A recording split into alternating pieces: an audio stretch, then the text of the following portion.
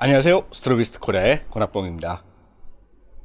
네, 오늘은 이거를 카메라로 부를 수가 있는지, 논란의 이 인공지능 카메라가 아니라 여기에서는 파라그래피카라고 따로 명칭을 지어놨는데 이게 굉장히 화제가 되고 있죠. 인공지능 시대에서 이제 더 이상 시각적인 어떤 정보에 의존하지 않고 단순히 사용자가 설정한 위치 정보라든지 뭐 화각, 기타 등등 이런 정보만을 가지고도 사진과 같은 이미지를 만들어낼 수 있는 그런 시대가 도래했다, 이렇게 볼 수가 있습니다.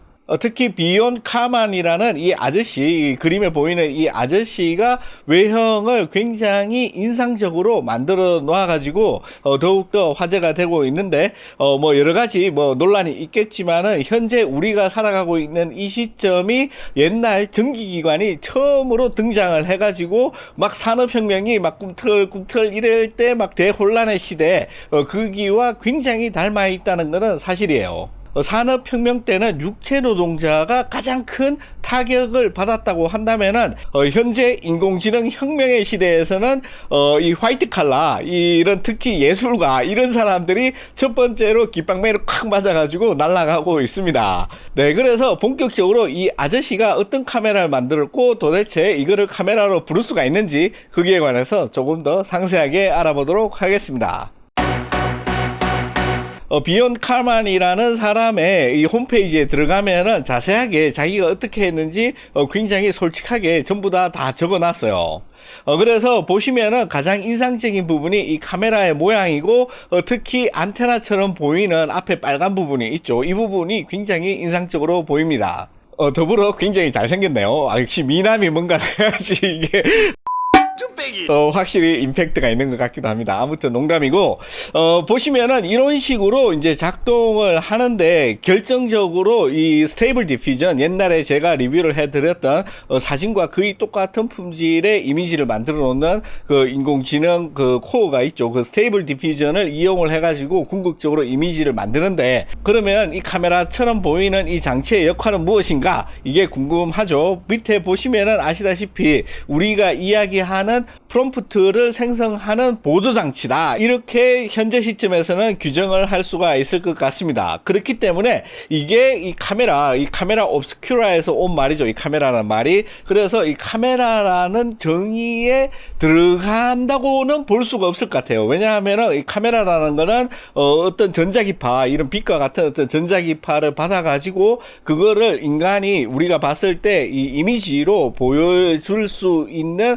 어떤 형상으로 기록하는 것까지를 카메라의 기능이라고 정의를 했다고 한다면은 이거는 이제 카메라의 범주에 들어가지 않겠죠. 그리고 아무리 넓은 범위로 잡는다고 하더라도 뭐 전자기파가 아니라 뭐 음파라든지 뭐 어떤 파형을 사용을 하든지 외부에 입력된 데이터를 시각적으로 우리 눈에 보여주게 만들어 주는 것들, 만들기만 하면 안 되고 기록을 해야 되죠. 이거를 언제든 다시 볼 수가 있게 이 고정을 해주는 작업까지를 하는 거를 우리는 카메라라고 정의를 하고 있기 때문에 카메라가 아니라 이거는 제가 봤을 때 AI, 인공지능을 플러스 카메라이기 때문에 아메라가 아닌가, 그렇게 생각을 합니다. 이거는 그 개뿔 없는 말이에요. 제가 만든 거예요. 아무튼 위에 보시면은 이 카메라와 비슷하게 이런 다이아를 통해 가지고 어떤 세 가지 이 정보, 이 세 가지 파라미터를 조정할 수가 있게 이렇게 만들었고, 이 명령을 내리는 엔터 키는 이 촬영하는 버튼처럼 빨간색으로 만들어 가지고 굉장히 흥미진진하게 그렇게 만들었다, 그렇게 볼 수가 있어요. 그래서 이 아저씨가 만든 이미지가 어떤 거냐, 이 홈페이지에 소개하는 영상을 다 같이 한번 보시면은 이 미터를 조정하는 거는 우리가 이 화각 조정이라고 비슷하게 이렇게 설명을 하면 되고, 그래서 촬영한 결과물을 보면은 마치 이 거리에 있는 사진처럼 이렇게 되는데, 이 카메라가 아니고 아메라의 핵심 기능은 이걸 들고 갔을 때 GPS 정보를 통해 가지고 내 위치를 언어적으로 자동으로 표현을 해준다. 주변에 뭐가 있는 것까지 자동으로 표현해 준다. 그거라고 보시면 될 것 같아요. 그래서 샘플을 예로 들어 가지고 이 아저씨가 이 거리에 와서 이렇게 촬영을 한 게 이게 그 촬영이 아니라 이 인공지능이 이 위치 정보를 받아들여 가지고 새롭게 만들어낸 이 생성해낸 이미지가 이 오른쪽에 있죠. 여기도 마찬가지로 이런 식으로 이렇게 인공지능이 새로운 이미지를 만들었고, 여기도 마찬가지로 이렇게 만들었다. 요 이미지 같은 경우에는 특히 이 날짜를 네덜란드의 행사날 킹스데이라고, 이 왕의 날이겠죠. 아무튼 이 킹스데이를 입력을 했을 때 이런 식으로 이미지를 생성해 줬다, 이렇게 볼 수가 있습니다. 그래서 나머지 이미지를 보면은 이 현장에서 촬영한 것처럼 보이지만은 결국 인공지능이 만들어 놓은 거다, 그렇게 볼 수가 있어요.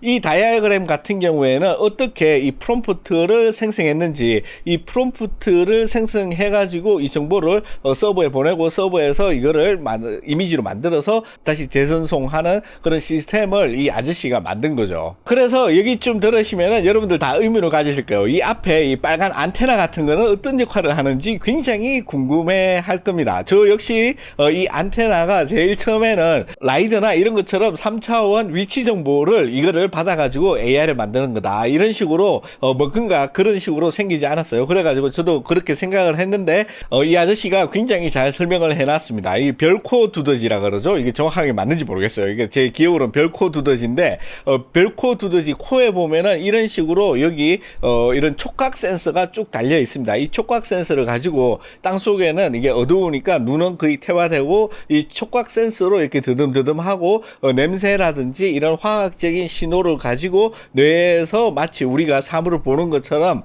이미지를 만들어 가지고 이 두더지가 사냥도 하고 뭐 적도 피하고 그런 식으로 생활을 하죠. 여기에 착안을 해서 만든 게 아까 그 안테나 같이 보이는 그런 장치다, 이렇게 보시면 됩니다. 그래서 결론적으로 그 안테나 같은 거는 무슨 역할을 하느냐 이러면은 장식 말고는 아무런 역할을 안 한다.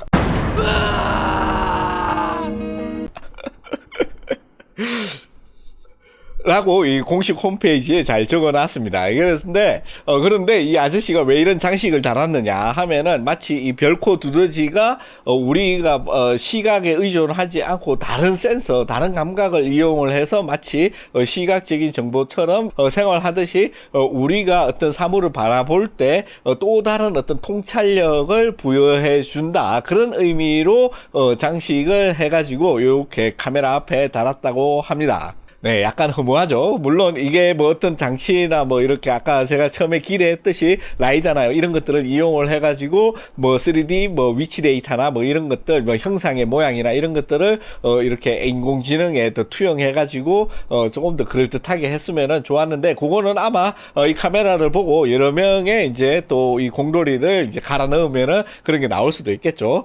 아무튼 개인이 혼자서 만들기에는 이 정도만 해도 제가 봤을 때 굉장히 훌륭하다, 저는 그렇게 생각을 합니다. 막간에 근황에 대해서 잠시 말씀을 드리자면은, 제가 태국 생활이라든지 지금 현재 스튜디오를 포함한 집을 새로 짓고 있는데 요런 이야기들은 제가 채널을 새로 팠어요. 그래서 궁금하신 분들은 한번 방문해 주시고 구독, 좋아요 눌러 주시면 더욱 감사드리겠습니다. 아무튼 이 카메라의 이 주요 기능을 굉장히 이렇게 상세하게 볼 수가 있는데, 왼쪽에 M이라고 써 있고 3, 5, 10, 25, 100 무한대 이렇게 돼 있는 요거는 우리가 이제 그 화각을 결정을 할 때 다이얼을 돌린다. 100으로 갈수록 망원이 되고 3으로 갈수록 이 광각으로 보이는 듯한 그런 프롬프트를 생성해 준다, 이렇게 이해를 하시면 되고, 그 다음에 0.1에서 1까지 가는 거는 이거는 오류가 있지만은 그냥 여러분들 이해하기 쉽게 설명을 해드리자면은 0.1 같은 경우에는 조금 더 자연스럽게 이렇게 만드는데 중점을 두고 뭐 프롬프트나 이런 거를 지키려고 너무 이 어거지로 만들지 마라, 이런 거고, 1 같은 경우에는 무슨 수를 쓰더라도 이 프롬프트에 있는 내용을 반드시 지켜서 어거지로 뭐 만들어내라, 뭐 이런 느낌이라고 보시면 돼요. 아무튼 그래서 요 다이얼을 이용을 해가지고 적당량을 우리가 조정을 하는 거죠.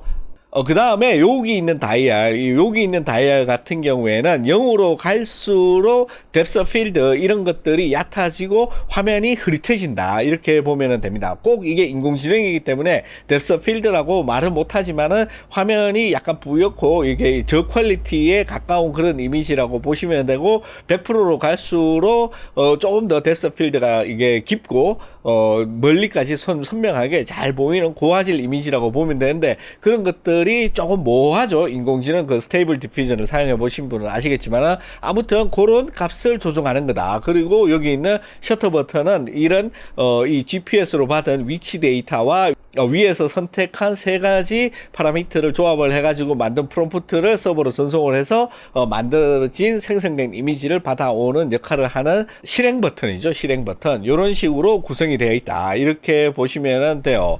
그 다음에 이 아저씨가 어떻게 자기가 3D 프린트를 이용을 해서 만들었는지 굉장히 자세하게 이렇게 기록을 해가지고 공개를 해줬습니다. 그래서 뭐 이런 식으로 뭐 빨간색 요거는 인상적으로 보이기 위해서 락카칠도 하고, 그 다음에 뭐 요렇게 해가지고 최종적으로 이런 식으로 만들었다. 그래서 이 도표에서는 이게 어떤 식으로 작동을 하는지에 대해서 자세하게 설명을 해놨고, 하드웨어 같은 경우에는 라즈베리 파이 4를 사용을 했고, 터치스크린 모니터, 그 다음에 3D 프린팅이랑 자작한 뭐 부품이 있다. 이렇게 보면 되고, 소프트웨어 같은 경우에는 누들, 그리고 파이썬 코드, 그 다음에 스테이블 디퓨전 API를 사용을 했다. 요렇게 자세하게 공개를 해두고 있습니다. 그래서 이 트라이 투 카메라를 눌러가지고 이 웹사이트에서도 내가 이 GPS 데이터를 인공적으로 주든지 아니면은 내 컴퓨터의 로케이션을 넘겨줘가지고 만들 수가 있죠. Afternoon photo take it at the weather is overcast cloud with the temperature of the 39 degree. 이 지점의 현재 날씨와 그 온도를 거의 정확하게 이렇게 표시를 해주고 있는 거 보면은 제가 아까 눌렀던 이 위치 정보, 내 컴퓨터 위치 정보가 이미 들어갔다 이렇게 보시면 되고, The date is Saturday, the 3 June 2023 이렇게 보면은 오늘 날짜 그대로 나오죠. There is a nearby. 그 다음에 이 근처에 뭐가 있는지는 이게 특별히 게 없으니까는 그냥 이런 식으로 넘어갑니다. 그래서 이렇게 3D에서도 이런 식으로 그러니까 카메라를 잘 구성을 해가지고 요거를 눌러가서 이렇게 만들면은 되는데, 비욘 카멘 아저씨가 얘기했듯이 지금 서버가 완전 폭주 상태라 가지고 이게 정상적으로 작동하지를 않습니다.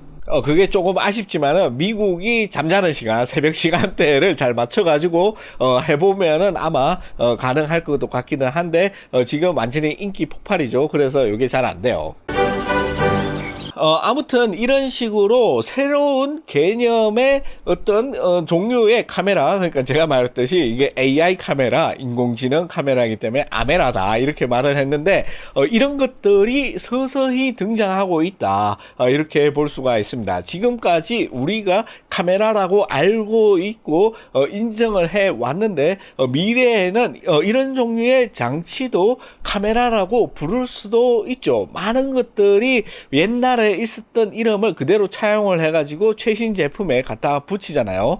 우리가 이 전화기라고 하는 것도, 스마트폰도 이 전화기라고 말하듯이 이런 장치도 미래에는 카메라라고 할 수도 있겠죠. 물론 여기에 그치지 않고 이미지라든지 어떤 그 주변에 있는 데이터를 더욱더 적극적으로 많이 가지고 와가지고 새로운 인공지능으로 새롭게 창조해낸 그런 이미지를 만드는 날도 크게 멀지 않았다 이렇게 볼 수가 있습니다. 그래서 산업혁명 초창기처럼 지금 막 엉망진창 난리 법석이 일어나고 있는 이 AI 세계가 얼마 지나지 않아서 어느 정도 방향성이라든지 무언가 결정이 되겠지만은, 여러분들이 좋아하든 싫어하든 어떻게든지 앞으로의 세상은 이게 사진에 한정 짓더라도 인공지능과 완전히 분리돼 가지고 살아갈 수 없는 그런 시대가 된다. 그거는 거부할 수가 없는 시대의 흐름이 되겠죠. 물론 그럼에도 불구하고 우리가 이 가시광선을 이용을 해가지고 뭐 센서라든지 필름에 기록을 해놓고 그거를 내 마음에 맞게 어느 정도 색감이라든지 이런 걸 보정을 하는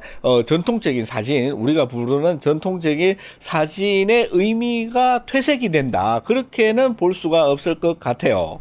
그래서 새로운 인공지능과 결합한 새로운 형태의 사진이 앞으로 나아가는 길이 하나 더 생기고, 우리가 지금 하고 있는 사진은 이제 고전 사진이 되겠죠. 클래시컬 포토그래피가 될 거라는 게 멀지 않았다. 저는 그렇게 보고 있습니다. 네, 오늘은 독특한 아이디어와 아주 인상적인 디자인으로 전 세계 사람들의 이목을 끌었던 비욘 카멜이라는 사람의 파라그라피카라는 카메라에 대해서 한번 알아봤습니다. 어떻게 재밌게 잘 보셨는지 모르겠고요. 다음 이 시간에는 더욱 즐겁고 재밌는 내용으로 또 찾아뵙도록 하겠습니다. 고맙습니다.